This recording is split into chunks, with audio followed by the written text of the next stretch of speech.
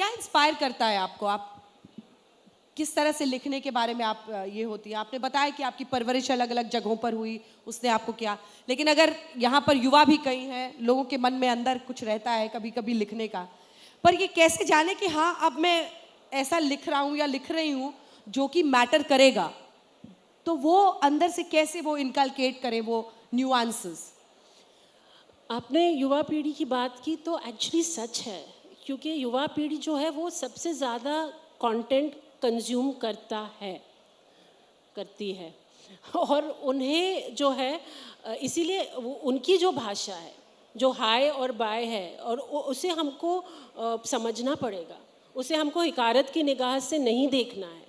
हमें समझना है कि आज की बोलचाल की भाषा क्या है। इसका ये मतलब नहीं कि जो शायरी है, साहित्य है, क्या कहते हैं, पोइट्री है, वो गुल हो जाए, गायब हो जाए। आइटम सॉन्ग तो गुलजार साहब ने भी लिखे, लेकिन उनका कैलिबर है कि आप उसको आइटम सॉन्ग नहीं कहेंगे, आप आँखों से पर्सनल सवाल करेंगे। आप कभी ये नहीं सोचेंगे कि आई गुलजार साहब ने आइटम गाना लिखा। तो वो तो कैलिबर की बात है। लेकिन मुझे लगता है जो यूथ है उससे आपको सीखना चाहिए, और अगर आप कर सके तो फिर ऐसी एक हवा चलाइए, एक दिशा बनाइए कि वो भी देख के चले कि हाँ भाई ये सही है। अब जैसे मैं आपको एक उदाहरण दूँ, ये रीमिक्स का जो दौर है, जो क्लासिकल पसंद करने वाले, गीत बिना का संगीत माला पसंद करने वाले, उनको बड़ा उत्साह आता है कि ये क्या है, हमारा गाना ख़राब कर दिया, हमारी यादें बर्बाद कर दी। मैं आपको अपने घर का एग्जाम्पल देती हूँ। जब मेरी 18 साल की बेटी ने 2-3 साल पहले कोक स्टूडियो का हम देखेंगे सुना, फैज़ का, she was interested in Faiz, she was interested in Iqbal Bano, she was interested in the dictatorship in Pakistan. और अगर मैं उसको एक किताब लेके बिठाती कि भाई ये पढ़ो, वो कभी नहीं पढ़ती। उसे क्या लेना देना उर्दू, फैज़ की उर्दू पोइट्री से। तो मुझे लगता है कि नहीं, अच्छा बुरा वो अलग डिबेट है, आपने ठीक से किया, ढंग से किया, नहीं किया, लेकिन ये दरवाजे, ये खिड़कियाँ खुली रहनी चाहिए। वही आपने जब हम देखेंगे का जिक्र किया फैज साहब का, तो ये युवा पीढ़ी ऐसी है जो वो भी सुनती है, हाय जिंदगी भी सुनती है, हाँ डूबे, उसमें आपने बहुत सारे उर्दू के शब्द इस्तेमाल किए हैं। बिल्कुल। तो उसके अगर लिरिक्स आप बता के और समझाएं कि वो भी अपील करता है और लोग लूप पर सुनते हैं ऐसे गानों को। जैसे मैंने बेसफर जो हाँ। जिस शब्द का जिक्र किया, वो लेजिटिमाइज हो गया क्योंकि उसको जिस तरह से यूज़ किया गया, तो आप समझ गए कि ये दो कैरेक्टर्स की बात हो रही है जो एक दूसरे में डूबे हुए हैं, जो बेसब्र हैं, जिनका क्या कहते हैं, जिनकी मोहब्बत बेअसर है, मतलब इतनी बेअसर नहीं है, मतलब लाजवाल है, अब उनका वो पार हो चुके हैं। बट वो जो नियत है, जो गाने की नियत है, जो गाने की रूह है, वो ज़बान से मुझे लगता है उठ के है, तभी वो गीत है, तभी वो शायरी, सिर्फ शायरी या पोइट्री नहीं है। क्योंकि जब तक मेलोडी नहीं आए, जब तक म्यूज़िक नहीं आए, तब तक वो गीत नहीं है, वो पोएम है, वो कविता है, वो शेर है, वो गज़ल है, वो नज़्म है। और ये जो डूबे गीत है, वो जो कंपोजर्स हैं कबीर और सवेरा, वो कुछ क्या कहते हैं, 25-30 साल से ज़्यादा उनकी उम्र नहीं होगी। और जब वो और हम बैठे, मुझे इतना मज़ा आया, मैंने कहा आज मैं कुछ सीख के गई कि मैंने कुछ नया क्रिएट किया। So the youth have to be listen to and not ignored and not look down upon. एक और फिल्म इंडस्ट्री में जितना मैं समझती हूँ या जानती हूँ, एक फॉर्मूला निकालते हैं कि भाई आजकल तो देश में राष्ट्रवाद की बड़ी बात हो रही है, देशभक्ति के इर्द गिर्द तू कोई गाना बना दे, फिर तो फिल्म भी हिट हो जाएगी, स्क्रिप्ट भी वैसी मांगने लगते हैं। मतलब एक होता है रेडी टू ईट फूड वाला जो चस्का लगाते हैं, वो भी लगा देते हैं। क्या इसका आपको भी सामना करना पड़ता है? और क्या ऐसा लगता है कि देशभक्ति, राष्ट्रवाद के इर्द गिर्द कुछ बना देंगे तो वो केसरिया शब्द डाल देंगे तो सुपर हिट हो जाएगा मामला? केसरिया तो ठीक था, बेचारा अमिताभ, वो लव स्टोरियाँ पे उसके पीछे पड़ गए कि मैंने कहा लव स्टोरियाँ ही तो इसमें नई बात थी, बाकी केसरिया और बेलिया और माहिया वो तो सुन चुके। खैर नहीं, आप सही कह रही हैं कि बिल्कुल होता है। कल ही की बात है, मैं स्वानंद से कह रही थी, शायद अगला सेशन उनका यहाँ गए है। हैं, स्वानंद जी आ ही गए हैं। मैं स्वानंद से कह रही थी कि किसी ने मुझे ये ब्रीफ दिया कि मुर्गे के अंदर, अंडे के अंदर मुर्गी, मुर्गी के अंदर अंडा निकला, और फिर ये नई बात हुई। मैंने कहा स्वानंद लिख चुके 3 इडियट्स का, बहुत ही पॉपुलर गीत है, मैं क्यों लिखूं उसे।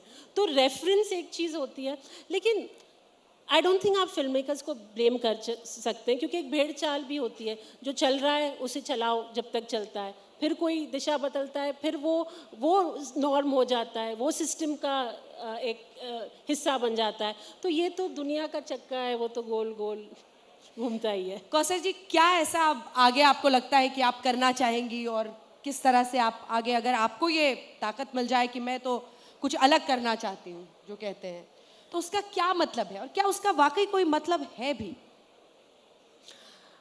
मैं एक क्या कहते हैं, एक पॉजिटिव और होपफुल नोट पे ये बात आगे ले जाना चाह रही हूँ कि मेरे अपने करियर में, या अभी जो मेरा एक्सपीरियंस है, लोग मेरे पास अलग अलग तरह के काम के लिए आ रहे हैं।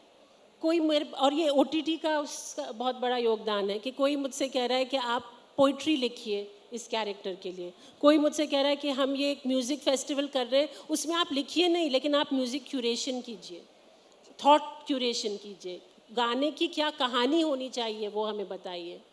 और गीत तो है ही, फिर ये इस तरह के फोरम, इस तरह के भी प्रोफेशन है, गाने की क्या थॉट होना चाहिए, बिल्कुल, ताकि आप मतलब उसका वो वाला मामला नहीं कि सैड हैप्पी नहीं, ताकि so you set the narrative for the entire event for the show.